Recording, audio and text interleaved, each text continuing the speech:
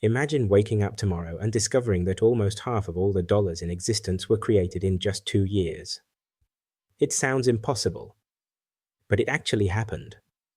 Between 2020 and 2022, the supply of US dollars expanded at a pace rarely seen in modern history. And once you understand where that new money came from, something else begins to make sense. Why house prices can surge even when wages barely move. Why stock markets can rise rapidly during uncertain times. And why many people feel the cost of living rising faster than their income. To understand this, we need to ask a simple question. Who actually creates new money? Most people imagine money being created by governments printing banknotes. New notes rolling off printing presses. Stacks of cash entering circulation. But physical cash is only a small part of modern money. In most developed economies, coins and banknotes make up only a tiny fraction of the total money supply. The overwhelming majority of money exists as digital balances in bank accounts. Which leads to an interesting discovery. Most money is not printed by governments. It is created by banks. Now here is the part that often surprises people. Commercial banks create new money when they make loans. At first this sounds strange. Many people imagine banks simply lending out money that someone else deposited. But the modern banking system works differently. When a bank approves a loan, it usually creates a new deposit in the borrower's account. Before the loan, the deposit did not exist.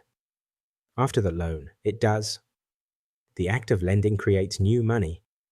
Imagine a bank approves a mortgage for a home buyer. The borrower signs the agreement. Moments later, the loan amount appears as a deposit in the borrower's account. From the bank's perspective, two things appear on its balance sheet. An asset, the loan that will eventually be repaid, and a liability, the deposit credited to the borrower. But from the perspective of the wider economy, something else has happened. The total amount of money in circulation has increased. New purchasing power has been created. Now pause for a moment. If new money enters the economy through lending, another question naturally follows. Where does that money go first? And the answer reveals something important about modern economic dynamics. New money does not appear evenly across society. It does not arrive simultaneously in every household. Instead, it enters through specific financial channels. Mortgages, corporate lending, government debt markets, financial institutions. And the point of entry matters.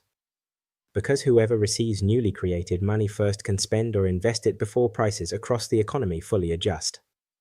They can buy property, purchase stocks, acquire land, invest in businesses. And as that money begins circulating, it starts influencing prices. But it does not influence all prices at the same time. Now here is where things become structurally different. New money often pushes up asset prices before it pushes up wages. Why? Because the financial system is where the money enters first.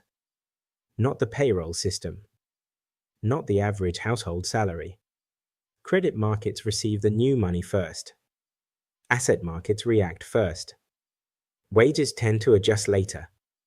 Consider housing. Banks create large volumes of new money through mortgage lending. When borrowing becomes easier, more people suddenly have access to larger loans. That means more money competing for the same homes.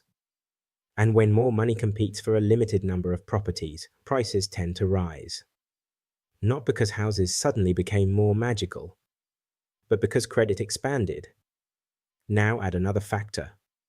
Central banks influence how easily banks can create new money. They do this mainly by adjusting interest rates. When interest rates fall, borrowing becomes cheaper. Lower borrowing costs encourage households and businesses to take loans. And more loans mean more money creation, which often means more purchasing power flowing into asset markets. This is why housing markets sometimes rise rapidly during periods of low interest rates. Mortgage borrowing expands. Credit becomes abundant. And more money flows into real estate. Prices move accordingly. But housing is not the only place this happens. Financial markets respond similarly. When interest rates are low and liquidity increases, investors search for returns. Cash yields very little. Government bonds may offer limited returns. So capital flows into equities, private investments, real estate, and other assets. This increased demand can push asset prices higher. Now pause again for a moment. If new money enters the economy through financial channels and lending, who benefits first? And who receives it later? This is where the sequence becomes important. Asset owners often feel the effects earlier. People who own property, people who hold stocks, people who invest in financial assets. Their balance sheets can improve quickly when asset prices rise. But wages usually adjust more slowly.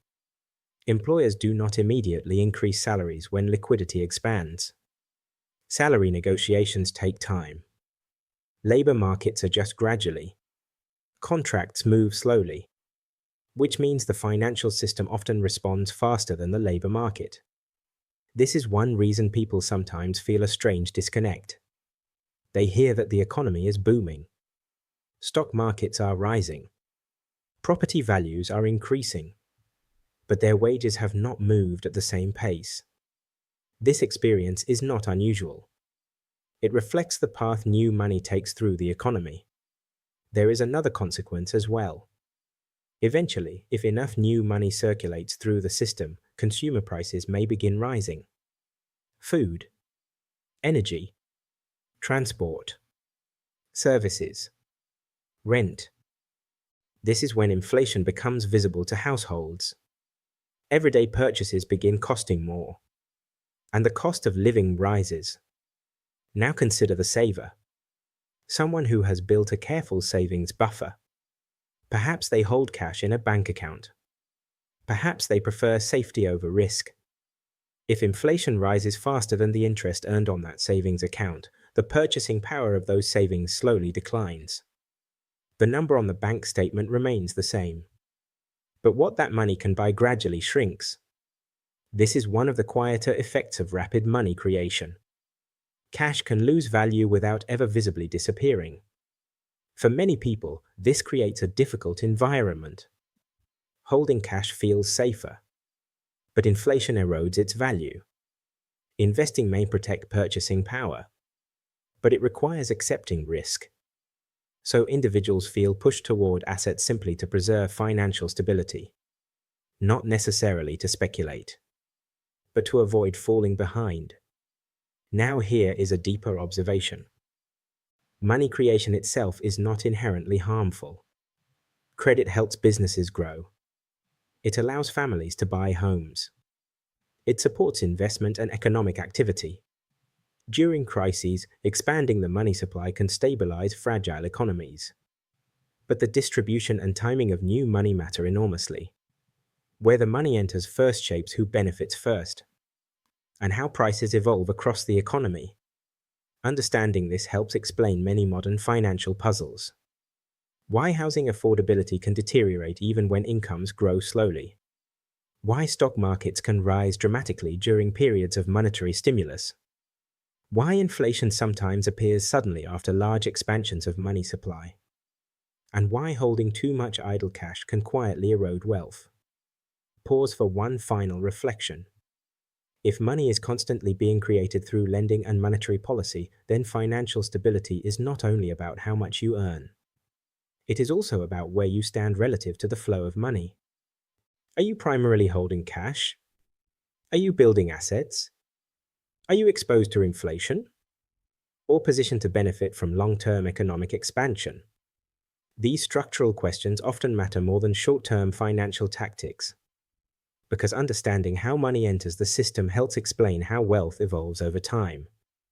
If this perspective resonates with you, you may find this channel useful. Here we explore financial structure, behavioral finance, and the deeper systems shaping long-term wealth. Not hype, not speculation, just calm thinking about how money actually works beneath the surface. If you know someone who has wondered why asset prices seem to move faster than wages, you might consider sharing this discussion with them. Sometimes a single structural insight explains years of financial confusion. And if you would like to continue exploring these ideas, subscribing helps the channel reach more thoughtful viewers.